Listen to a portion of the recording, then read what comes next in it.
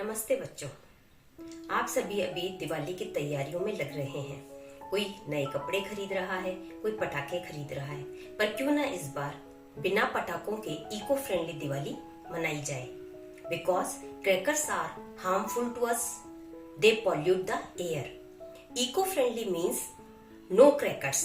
Crackers को कहें ना, और किसी जरूरतमंद की मदद करें या किसी नीडी बच्चे को उसकी पसंद की चीज दिलाएं। इससे आपको भी बहुत खुशी होगी।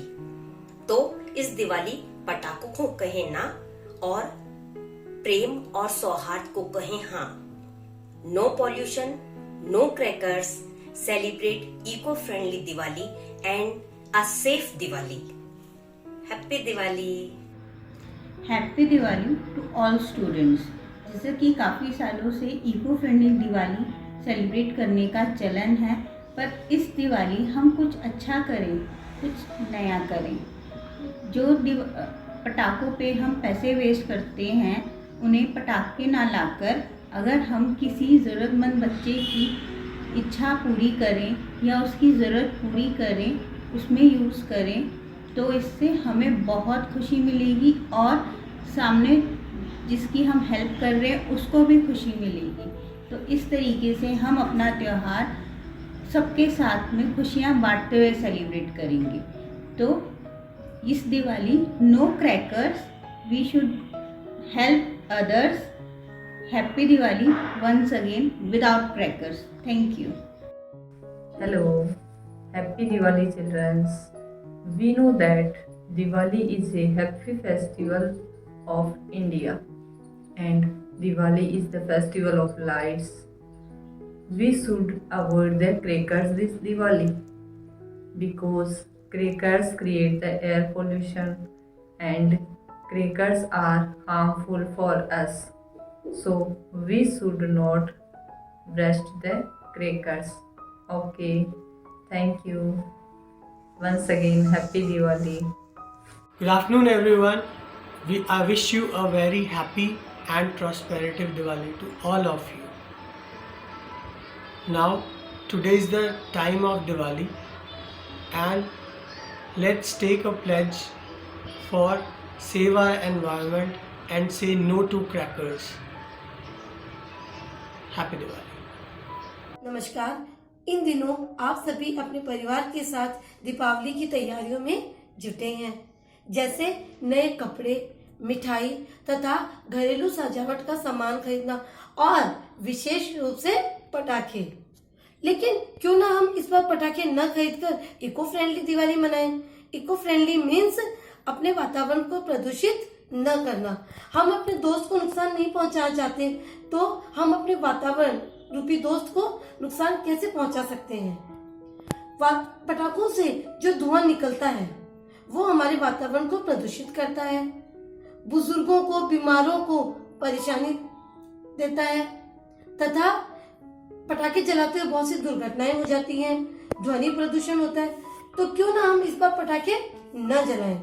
इसलिए इस बार वादा कीजिए कि हम इको फ्रेंडली दिवाली मनाएंगे। और इको फ्रेंडली दिवाली मनाने के लिए हमें क्या करना है? मिट्टी के दीपक जलाने हैं, अपने घर को सजाना है, अपने पड़ोसियों को, रिश्तेदारों को, दोस्तों को मिठाई तथा उपहार बांटकर हम दिवाली मनाएंगे तथा किसी जरूरतमंद को उसकी आवश्यकता अनुसार वस्तु दिलाकर उसे खुशी देंगे। इस प्रकार इस बार दिवाली हम कुछ अलग तरीके से मनाएंगे। धन्यवाद। शुभ Deepawali. Namaste. Wish you very happy Diwali to all. One needs to be very careful while celebrating the festival of lights. Children, keep away from firecrackers. Don't burst crackers indoors because crackers are make noise and pollution. It's very harmful for our health. So everyone be careful about that. Diwali can also celebrated is an eco-friendly Diwali, making rangolis, diyas, lighting and exchange sweets and spending time and sharing with our families with loves.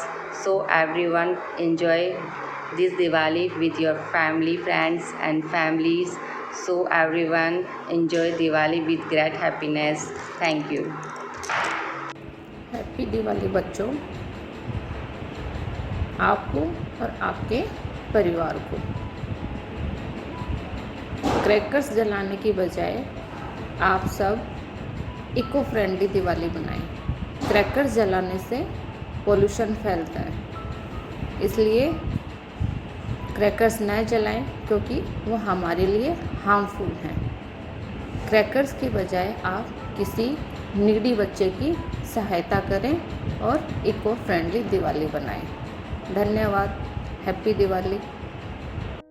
Hello kids, जैसे कि आपने देखा इस video में आपके सारे favourite teachers आपको एक ही मैसेज देने की कोशिश कर रहे हैं कि हम सबको हमारे फेस्टिवल्स बहुत ही हैप्पीनेस, बहुत ही जोर, बहुत ही उल्लास के साथ मनाने चाहिए। लेकिन उस सब के साथ हमें एक यह भी ध्यान रखना चाहिए कि वो सारे फेस्टिवल्स इको फ्रेंडली भी हों।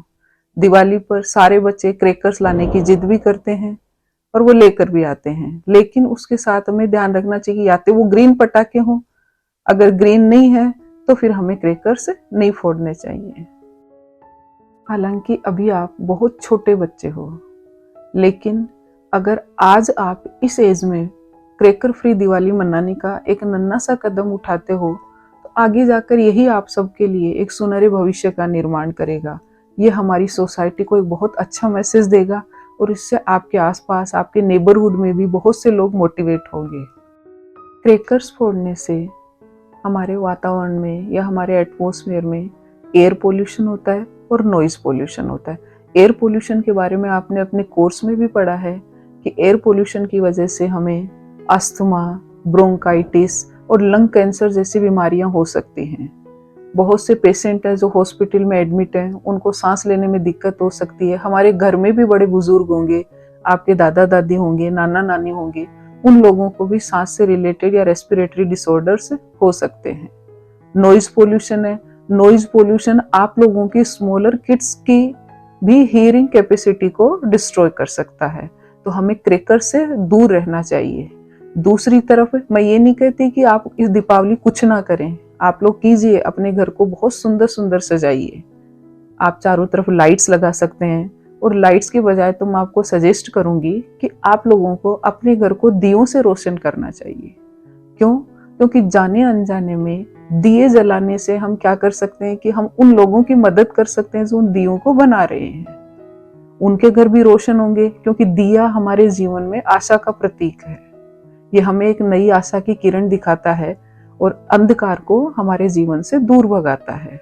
दूसरी तरफ ये एक ऋतुओं के चेंज होने का समय है कि इस समय हमारी जो समर सीजन है वो चली जाती है, ऑटम सीजन जाती है और विंटर सीजन हमारी आ रही होती है।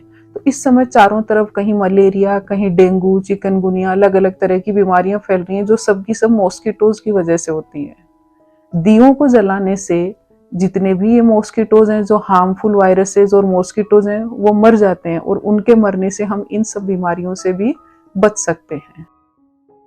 हमें किसी भी फेस्टिवल को छुट्टी की नज़र से नहीं देखना चाहिए कि हमारे हॉलीडेज हो गए, बल्कि उसके पीछे छुपे हुए कारण को भी हमें जानने की कोशिश करनी चाहिए।